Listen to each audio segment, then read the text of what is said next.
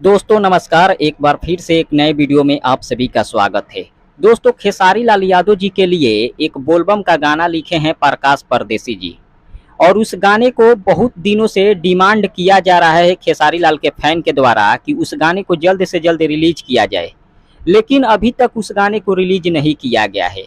और प्रकाश परदेसी के तरफ से भी एक पोस्ट किया गया है फेसबुक के माध्यम से, जो कि आप लोग देख सकते हैं प्रकाश परदेसी जी क्या क्या लिखे हैं।